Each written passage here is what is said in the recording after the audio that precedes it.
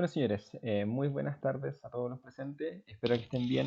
En este nuevo videito con respecto a geomecánica, cierto modo de resumen, vamos a hablar un poco sobre la caracterización que tienen las discontinuidades, amigos míos, ¿ya? Eh, en este caso, para que ya empecemos de lleno con la materia, este apartado se estudian mucho las características que pueden identificar, ¿cierto?, las discontinuidades presentes en el macizo rocoso, ¿ya? Que habíamos dicho en videos anteriores, incluso de otras asignaturas, que el macizo rocoso, bueno, como lo podemos ver también aquí a la derecha, ¿cierto?, está formado tanto por una matriz rocosa como la misma presencia de discontinuidades, ¿ya? Haciendo hincapié mucho también, ¿cierto?, en las diaclasas. Es de vital importancia su estudio y la identificación, ya que el comportamiento mecánico del macizo rocoso va regido, ¿cierto?, por la presencia y las características de aquellas, ¿ya? Se entiende por discontinuidad, como ustedes lo pueden ver ahí, ¿cierto?, que cualquier plano o debilidad estructural en el macizo rocoso, ¿cierto?, consiste en una resistencia a la tracción nula o muy baja, ¿cierto? Genera un comportamiento no continuo del macizo rocoso y normalmente anisótropo. Miren la palabra que aparece a continuación, ¿ya? Constituye unos planos de debilidad que será necesario, ¿cierto?, poder evaluar siempre que se estudie el comportamiento mecánico del macizo rocoso, ya que con frecuencia son causas, ¿cierto?, justamente de la inestabilidad también presente. ¿Ya? A continuación les voy a mostrar como una tablita, ¿cierto?, de los distintos tipos de discontinuidades que pueden aparecer en el macizo rocoso, ¿ya? En función de la génesis también de las mismas, ¿cierto? Y algunos ejemplos de estas discontinuidades, ¿ya? Yo tengo un perrito acá al lado, así que discúlpenme, pero vamos a seguir. Y aquí, justamente, ¿cierto?, tiene que ver con los tipos de discontinuidades. Si se dan cuenta, está el origen, que puede ser biológico, tectónico, genético también. El tipo, también, si es de estratificación, si es de corte, diaclasas, fallas, y el mecanismo también asociado a esta que se puede encontrar acá, amigos míos. ¿Ya? Y esta es la figurita más relevante. Miren, quiero partir justamente de esta figurita que, si nos damos cuenta, habla de las familias, familia número uno, familia número 2, de que lo que es la apertura, el tamaño de los bloques, la presión de agua también en la discontinuidad, la rugosidad también que puedan tener en este caso esas juntas o familias, el espaciado también, la persistencia que hace referencia a la continuidad o el largo y el tipo de relleno también que pueda suceder acá, amigos míos, ¿ya?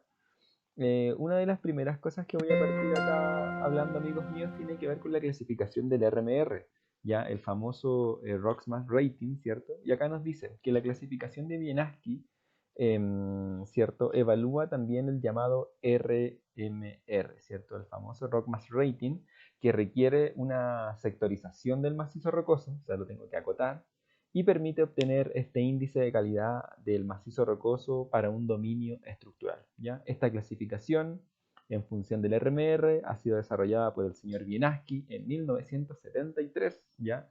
Siendo posteriormente modificado tanto en los años 76, 89 y finalmente en el 2003, ¿cierto? Esto en base a qué? A un estudio de más de 300 excavaciones subterráneas, ¿ya? Y por un lado, vamos a trabajar con la clasificación de Benaski del RMR de 1989 y dice, la clasificación de Benaski en su versión del 89 incorpora algunas modificaciones de Serafín y Pereira de 1983 a su clasificación del 76.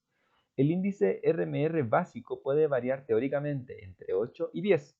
Bueno, teniendo en claro que su valor más alto es 100, ¿cierto? Mientras más cercano a 100 significa que la competencia de la roca es mucho mejor y se obtiene sumando la puntuación estimada para cada uno de esos 5 parámetros siguientes, ¿ya? Entonces hay como 5 categorías y yo sumando esas 5 categorías, ya vamos a dar cuenta que después hay una corrección también que se hace, yo puedo obtener el RMR. Acá estamos hablando, ¿cierto?, del RMR básico. Y por un lado, una de las primeras categorías tiene que ver con la resistencia de la matriz rocosa a la compresión simple, que toma valores entre 0 y 15. Por otro lado tenemos el RQD, ¿cierto?, con valores entre 3 y 20. Tenemos el espaciamiento, ¿cierto?, de las discontinuidades, tomando valores entre 5 y 20. Tenemos el estado de las juntas, que ya tiene que ver con la apertura, la continuidad o persistencia, ¿cierto? La rugosidad, el estado general también de las paredes de la junta y el tipo de relleno, y toma valores entre 0 y 30, la presencia y forma y circulación de las aguas subterráneas entre valores de 0 y 15, y aquí, bueno, nos dice que en la tabla 7.2 se pueden observar las diferencias existentes tanto en la clasificación del 76 como en la de la clasificación de 1989, amigos míos, ¿ya? Aquí, por ejemplo, ¿cierto? Tenemos las diferencias entre los valores, como les dije recién, de la clasificación de Wienerski del 76 y los rangos de valores que toma en este caso la clasificación del 89, ¿ya? Más o menos para que se puedan hacer un poco la idea, amigos míos, ¿cierto?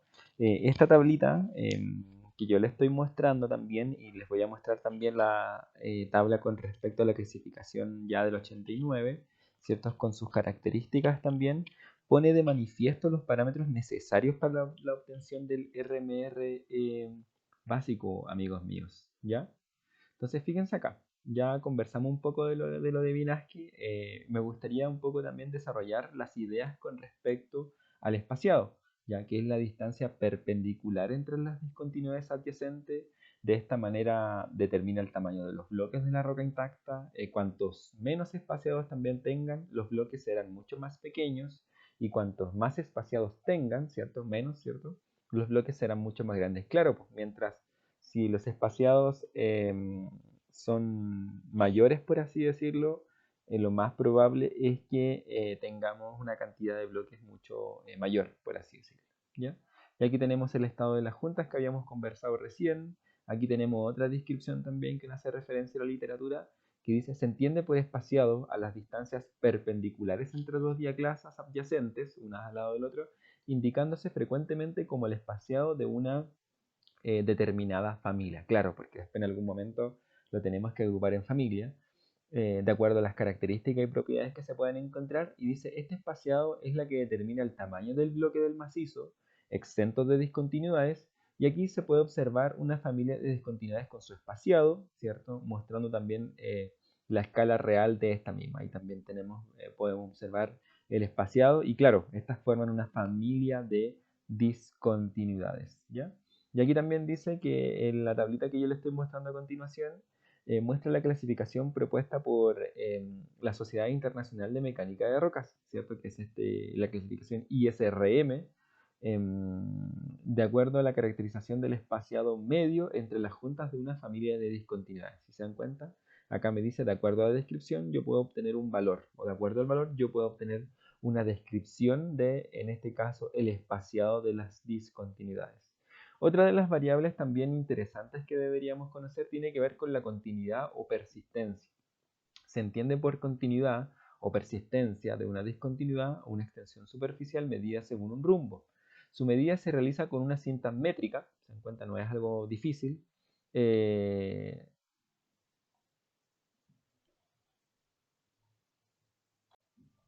Ya en algunos momentos, pero sí en otras ocasiones puede ser bastante engorroso esto que también nosotros estábamos hablando, ¿ya? Y aquí también la clasificación, la ISRM, también habla de la persistencia, ¿cierto? De acuerdo a una descripción, de acuerdo a su longitud, también podemos decir si esa persistencia o ese largo de la discontinuidad es mucho más grande, es mucho menor, ¿cierto? Es alta, muy alta, media, ¿ya?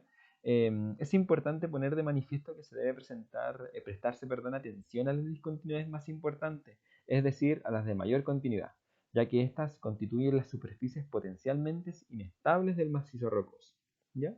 Aquí también podemos ver distintos ejemplos de discontinuidades en función de su persistencia, si se dan cuenta, ejemplos de discontinuidades con distintas persistencias. Y ahora saltamos justamente a la rugosidad, amigos míos. Dice: un factor que es de suma importancia para la resistencia mecánica de las discontinuidades es la rugosidad. Se entiende por rugosidad a la aspereza o irregularidad de la discontinuidad. Y también, cuanto mayor sea la rugosidad de una discontinuidad, mayor es la resistencia al corte que presentará, y viceversa. Fíjense qué interesante. A mayor rugosidad, mayor resistencia al corte, ¿cierto? Y a menor rugosidad, menor resistencia al corte. La rugosidad es un término que identifica la ondulación de los labios de las discontinuidades y dice, la identificación de estos parámetros hace necesaria la utilización de escalas de análisis, por un lado, escalas métricas para identificar las superficies planas, onduladas o escalonadas, ¿cierto? De acuerdo a esas categorías, y la escala milimétrica o centimétrica, ¿cierto? Para poder identificar las irregularidades distinguiendo superficies que son un poquito más pulidas, más lisas y más rugosas, ¿cierto?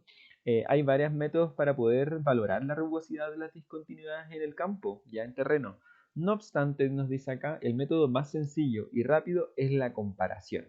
Es la comparación de las discontinuidades estudiadas con los perfiles estándares que puedan existir, ¿cierto? De la rugosidad presentados en esta figurita que podemos ver aquí a la izquierda. Tomando como referencia longitudes de discontinuidades más o menos de 10 metros, estas medidas deben ser realizadas sobre los perfiles representativos. Se puede ver un ejemplo, ¿cierto?, de una junta ondulada. Si se dan cuenta, estas son escalonadas, onduladas y planas. Y dentro de cada una de esas categorías tenemos escalonada rugosa, lisa o pulida. En el caso de las onduladas, rugosa, lisa y pulida. Y en el caso de las planas, lo mismo que acabo de mencionar. ¿Ya? Esta aquí dice escala descriptiva de observación para determinar la rugosidad según Hooke en 1981. ¿Ya? Y también podemos ver, bueno, aquí no se puede apreciar de mejor manera, pero podemos entender que hay quizá rugosidades que son mucho más planas, por ejemplo, y aquí es un poco más onduladas, amigos míos.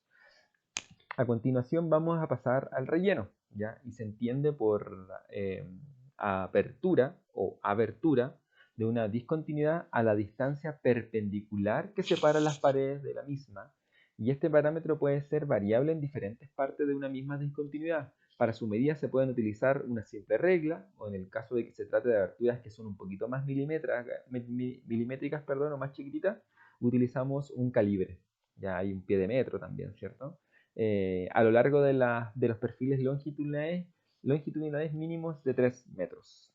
En la tabla 2.6, que aparece un poco más abajo, se muestra la descripción de las aberturas también de acuerdo a la Sociedad Internacional de Mecánica de Rocas, que en verdad van a escuchar harto ese nombre, sobre todo los ejercicios que vamos a ver más adelante de las normas, o tanto, por ejemplo, si queremos estimar valores de la resistencia a la compresión simple mediante el martillo Schmidt, ¿ya? Y aquí también hay una descripción también y está de acuerdo al tamaño o longitud o magnitud que pueda tomar en este caso la apertura, ¿ya?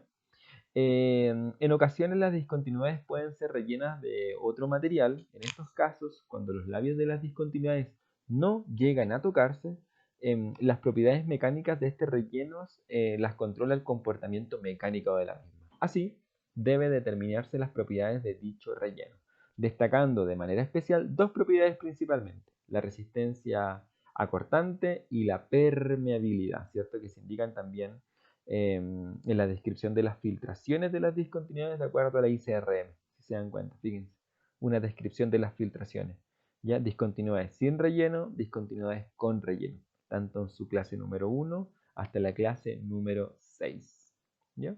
Aquí está lo que yo les conversaba de las diferencias, ¿ya? Y aquí, por ejemplo, está la tablita que nosotros utilizamos para la evaluación, ¿cierto? Si queremos determinar un RMR básico. Y claro, dependiendo del valor de la resistencia a la compresión simple estimado de las muestras o de la cantidad de muestras que nosotros obtuvimos, le tenemos que dar una valorización. Por ejemplo, si la resistencia a la compresión simple está entre, no sé, pues entre 100 y 250 megapascales, va a tomar un valor, la categoría número 1, ¿cierto? De 12. En el caso del RQD, si está entre 50 y 75%, va a tomar un valor de 13%. Y en el caso de la espaciada de la junta sigue lo mismo. En el caso de las condiciones, esto que está acá, sobre todo esta categoría número 4, para que lo podamos entender mucho mejor, amigos míos, fíjense, si nosotros contamos o queremos utilizar una de las 5 descripciones que aparecen en esta categoría número 4, no hay problema, podemos encontrar rápidamente la valorización para esta categoría número 4. Pero si en verdad nosotros contamos con quizá con detalles, ¿cierto? O factores de ajuste mejor para poder realizar de mejor manera la clasificación de las discontinuidades que tiene que ver con las condiciones, podemos utilizar esta tabla.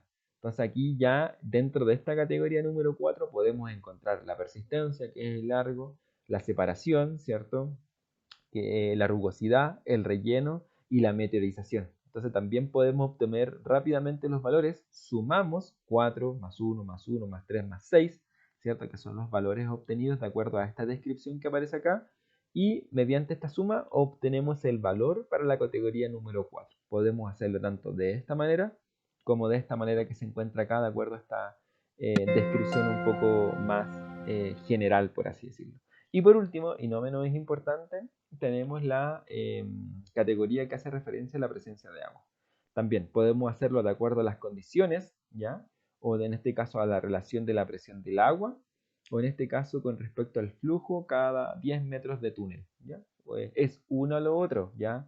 No es, es un no es un y, ¿ya? Entonces tienen que tener mucho cuidado. Por ejemplo, en la categoría número 1 puedo trabajar bajo la carga puntual o puedo trabajar bajo la resistencia a la compresión simple. Eso dependiendo de la categoría que nosotros podamos utilizar. Ya, por ejemplo, aquí a modo de ejemplo, según lo que dice el enunciado, fíjense, nosotros hicimos la suma 12, 13, 10, la suma de las categorías que se encuentra acá, que creo que me dieron 15. Se dan cuenta que la categoría número 4, dentro de su clasificación, ¿cierto?, de las condiciones, me dio un valor de 15. 4 más 1 más 1 más 6 más 3 me dio 15. Por lo tanto, la categoría 4 vale 15.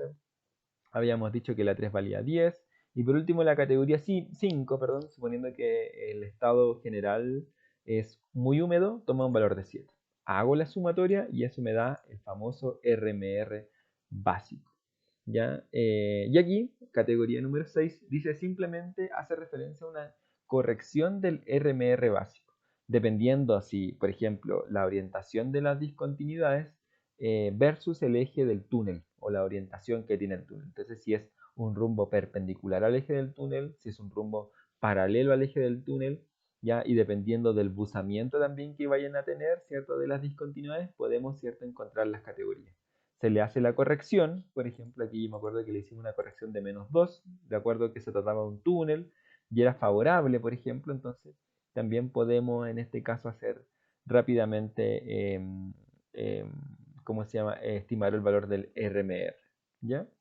Y aquí también, pues fíjense, aquí también tenemos tablas que nos permiten decir que, claro, nos dio un RMR de 55, por lo tanto 55 está entre 60 y 41.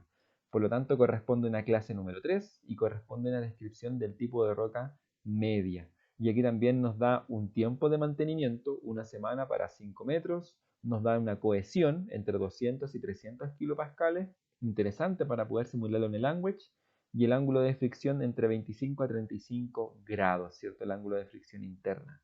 ¿Ya? Y además, la tablita del 89, claro, me dice que la clase es media, un RMR entre 41 y 60, creo que aparece ahí, ¿cierto? Pero fíjense, me habla un poco de la excavación, del tipo de sostenimiento también, ¿cierto? Si es que utilizo cuadros metálicos, en este caso no, es solamente una recomendación, más o menos para poder visualizar o entender un poco a qué nos podemos atender. Ya, aquí dice que en coronas entre 50 y 100 milímetros en los hastiales y 30 milímetros, ¿ya? Entonces habla del hormigón proyectado tanto en el techo como en las paredes. Aquí, por ejemplo, en el caso de los pernos, habla de diámetro del perno de 20 milímetros con un apernado sistemático, pernos espaciados entre 1.5 a 2, ¿cierto? En corona y en hastiales. Mayazo también habla, entonces es bien interesante que también nos puede recomendar un tipo de fortificación, ¿ya? Algunas preguntas interesantes que podríamos hacer son las siguientes. Por ejemplo, unas preguntas interesantes que puedan surgir a continuación tiene que ver con que ¿qué puede o qué puedes o qué pueden ustedes decir sobre la caracterización del macizo rocoso? ¿Ya? Cuando nos hagan una pregunta de ese tipo, ya algunas posibles respuestas pueden ser que nos permite evaluar solamente las familias de las discontinuidades, nos permite ver el comportamiento quizás de algún tipo de falla, o también permite evaluar el comportamiento geotécnico del macizo rocoso. Entonces, si es que nos preguntan en la prueba, ¿qué puedes decir sobre la caracterización geomecánica del macizo rocoso? nuestra respuesta correcta debería ser que permite evaluar el comportamiento geotécnico del macizo rocoso. ¿Ya? Otra cosita interesante también que me gustaría que ustedes tuvieran claro es que en el desarrollo de las labores subterráneas, amigos míos, la geomecánica permite identificar el tamaño de los bloques y el grado de fracturación también de las mismas. ¿Ya? Eh, Otra cosa interesante que lo voy a dejar ahora porque vamos a pasar a la clasificación del Q de Barton, tiene que ver con que dentro de las propiedades del macizo rocoso tenemos el famoso Q de Barton. ¿Ya? ¿Qué pasa, por ejemplo, o qué significa que el Q de Barton tome una magnitud de 300 aproximadamente?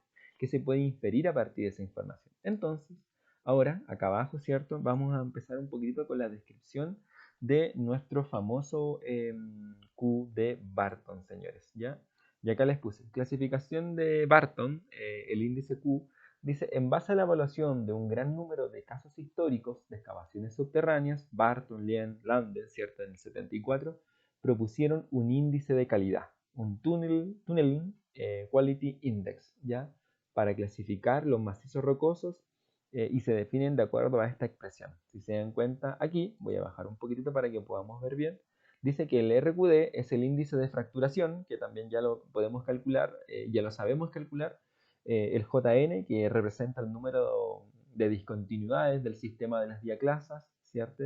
O de fracturación. El JR, que es una joint, R de rugosidad, el índice que tiene en cuenta la rugosidad de las discontinuidades más desfavorables, la presencia de relleno, la continuidad de las juntas. El JA, de alteración, joint de alteración, ¿cierto? Junta, es el índice que valora, perdón, el grado de alteración también. El JW de agua es el parámetro de reductor debido a la presencia de agua. Y por último tenemos el SRF, ¿cierto? Que es un coeficiente que tiene en cuenta la influencia del estado tensional del macizo rocoso. ¿Ya? Tratemos de ver si podemos resolver un ejercicio, amigos. Ya, por ejemplo, vamos a colocar acá. ¿Cuál es la calidad de la roca según el índice de Q de Barton? De Barton, ¿cierto? Considerando, le vamos a colocar acá, considere los siguientes datos. Dos puntos le vamos a colocar acá. Entonces, por un lado tenemos un RQD que nos dio de un 67%. Nos dio una JR que tiene que ver con la rugosidad de 2, un JN de 9, por ejemplo, que tiene que ver con el número de familia, un JA, ya que nos dio de 8, ya, presencia de agua, ¿cierto? 1, y por último un SRF, ¿cierto? Que es el coeficiente que tiene en cuenta la influencia del estado tensional del macizo rocoso, más menos de 2.5. Entonces aquí solamente nos bastaría con reemplazar los datos en las fórmulas. Se dan cuenta que no es muy difícil. Yo creo que va como la complejidad, más bien dicho, de determinar el Q de Barton va a tener una buena descripción de los valores previamente, de las categorías que pueda considerar el Q de Barton. Entonces aquí el Q de Barton, según la fórmula, que también la vamos a observar acá para que no tengamos ningún tipo de problema, es esta que está acá, ¿cierto?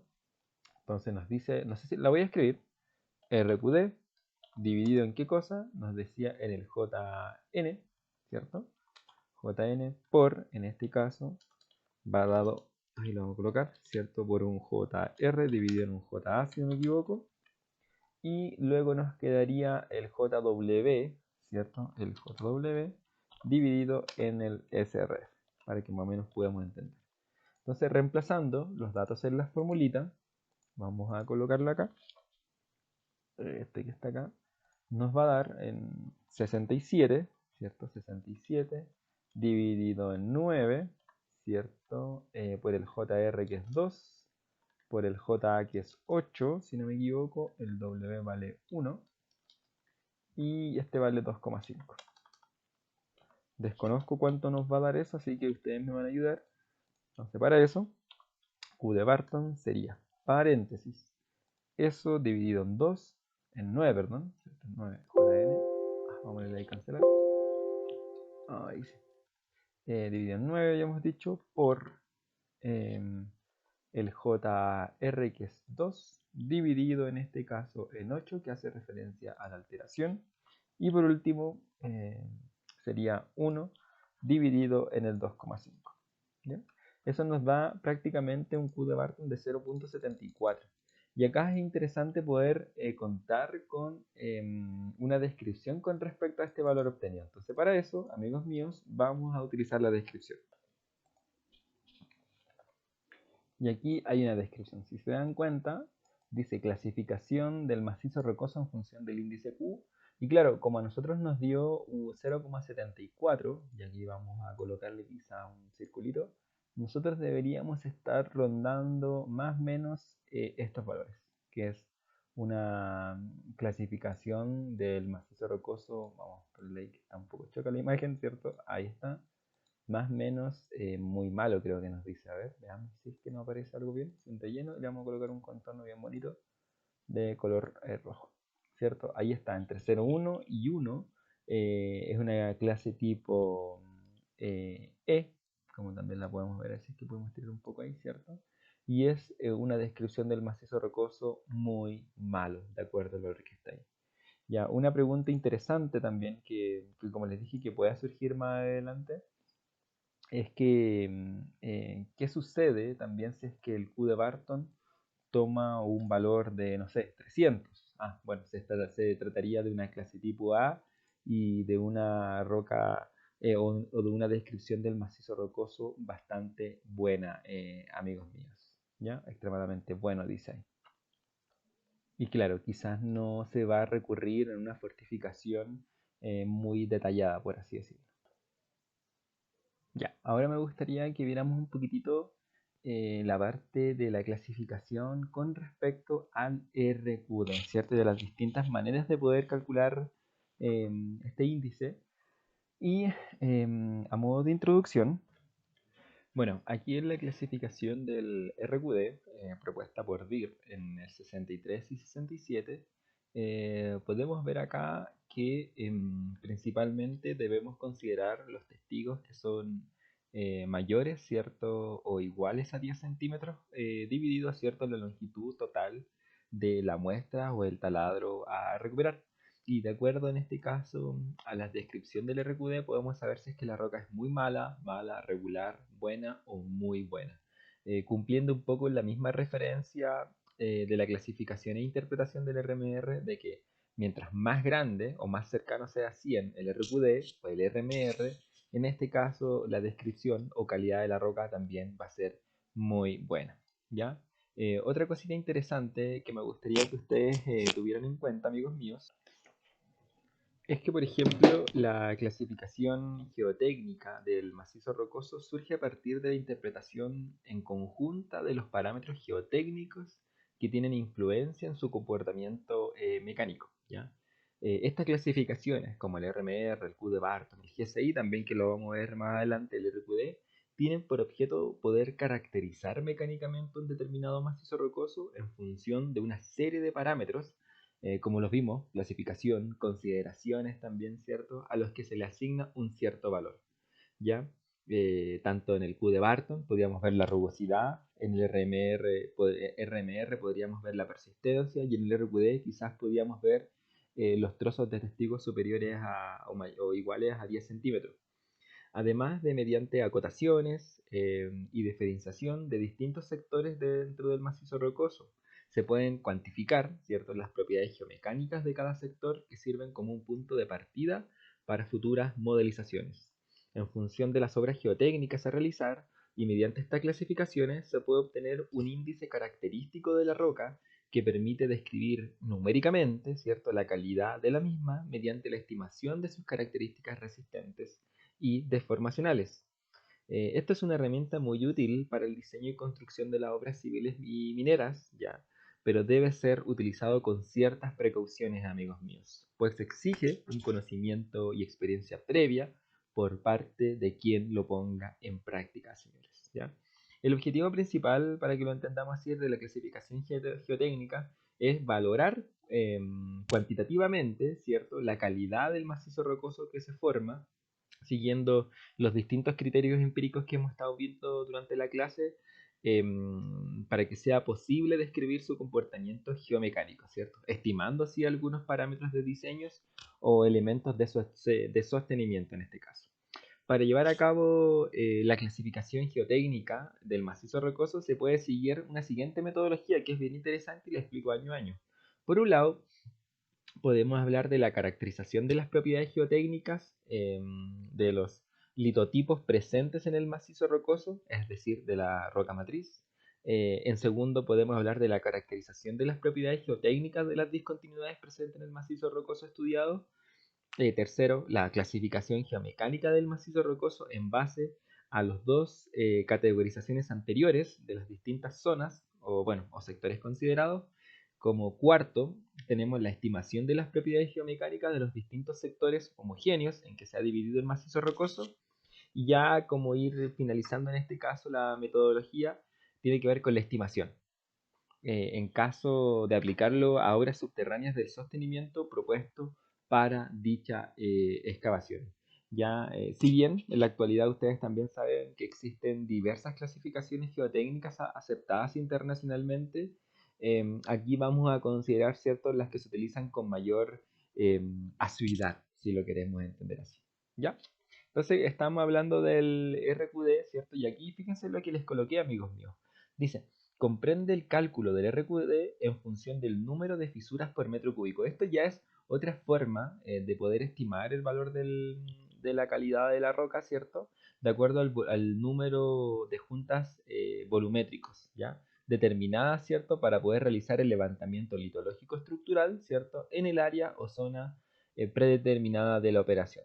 Comprende el cálculo del RQD en función del número de fisuras por metro cúbico al realizar el levantamiento litológico estructural de las paredes de la mina, y este se usa para la voladura, ¿ya? Siguiendo más que nada esa ecuación de que el RQD es igual a 115 menos 3.3 por ese JV, que es esta joint o número de juntas o de fisuras, ¿cierto?, por metro cúbico. Una notita acá, que también la colocamos, dice que el JV se calcula sumando el número de fisuras por metro que corten de manera independiente a cada uno de los tres ejes de un cubo, X y Z. ¿Ya? Imaginario en el cuerpo rocoso de materia de análisis. No se debe contar las fisuras en más de un eje. Por ejemplo, si la fisura en el corte del eje X y en el eje Y, la contaremos tanto en el eje X o en el eje Y, pero no en ambos, ¿cierto? Eso es como un poco la nota o límite o alcance, yo creo que es más bien dicho, de esta consideración. Ya, para tener una mayor precisión, mediremos una longitud adecuada en cada eje y luego hallaremos el número de fisuras, perdón, ¿cierto? En un solo metro, haciendo uso de una regla de 3 simple. Entonces aquí yo le voy a hacer un poco de zoom para que lo podamos visualizar de mejor manera. Y fíjense, se dan cuenta que el número de fisuras por metro cúbico, ¿cierto? A lo largo de la longitud del eje, lo podemos definir como tanto las juntas volumétricas en el eje X, las juntas volumétricas en el eje Y y las juntas volumétricas en el eje Z. Finalmente, el RQD es igual a 115 menos 3.3 por el JV. ¿Ya? Aquí unas consideraciones, si JV es mayor a 4.5 y si JV es menor o igual a 4.5. ¿Ya? Ahí lo vamos a desglosar un poquitito. ¿Ya?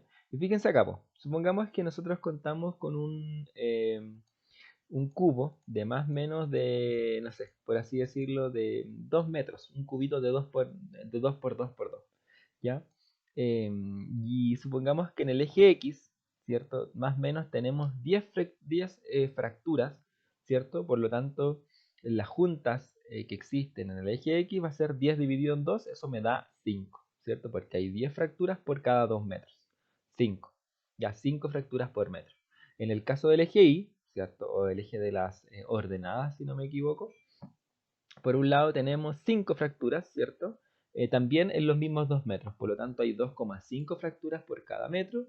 Y en el caso del eje Z, que es el que se encuentra acá, tenemos 8 fracturas también por cada 2 metros, por lo tanto se nos da 4 fracturas por metro. Haciendo la suma de estas variables, se dan cuenta que no es algo bastante complicado, vamos a obtener este JV final, que es 11,5 metros cúbicos.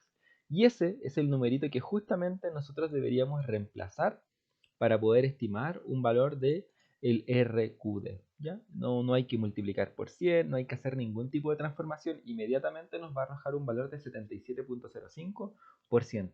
Y también podemos ya, de acuerdo al rango obtenido o al valor obtenido, podemos saber, bueno, aquí nos dio 77, debería ser acá, ¿ya? Nos da una calidad de la roca buena, por así decirlo. ¿Ya? Es bien interesante.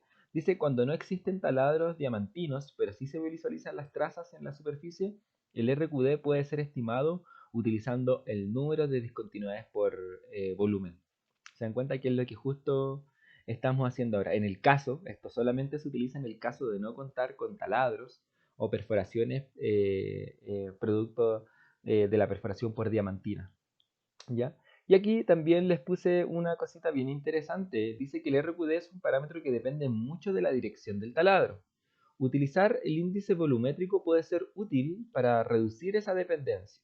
Y acá también dice, el RQD es una medida de la frecuencia de fracturas por metro. Por lo tanto, la relación se puede escribir también de esta manera.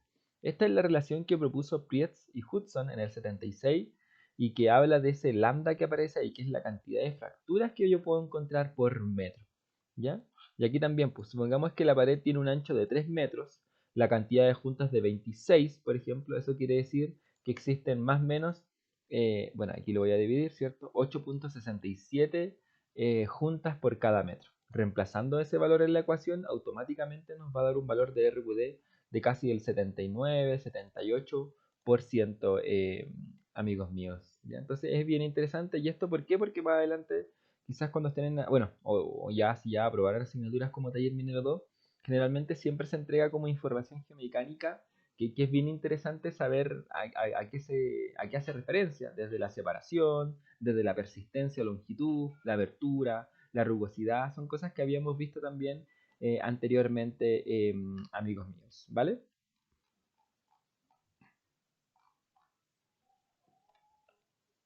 Una pregunta interesante también es que con respecto al RQD, propuesto por DIR, ¿cierto? Que habíamos dicho en el 63, imagínense que se obtuvo un valor del 85%. ¿Qué aspecto hace considerar el valor de esta magnitud asociada a la recuperación y condiciones del testigo? Bueno, aquí la respuesta correcta es asociada a la cantidad de fracturas que se encuentran es bastante mínima, señores. Sí, pues porque a menor cantidad de fracturas, esto produce que el valor del RQD, ¿cierto?, sea mayor. Por lo tanto, más o menos de un 85%, amigos míos. Otra pregunta interesante es cuál es la relación que existe entre el número de discontinuidades y la calidad del macizo rocoso. Y acá tenemos que tener claro es que a mayor número de discontinuidades es más débil y baja la calidad del macizo rocoso, señores. Y por último, también, ¿cuál de las siguientes, por ejemplo, consideraciones con respecto a un parámetro representativo del afloramiento al momento de la modelización del macizo rocoso de un túnel son importantes? En este caso, si hablamos de afloramiento, si hablamos de modelización del macizo rocoso en un túnel, siempre debemos considerar el número y la orientación de las familias de las discontinuidades. Ya señores, lo vamos a dejar hasta acá, así que tengan muy buenas tardes y nos vemos en otro video. Así que espero que estén bien y adiós, nos vemos.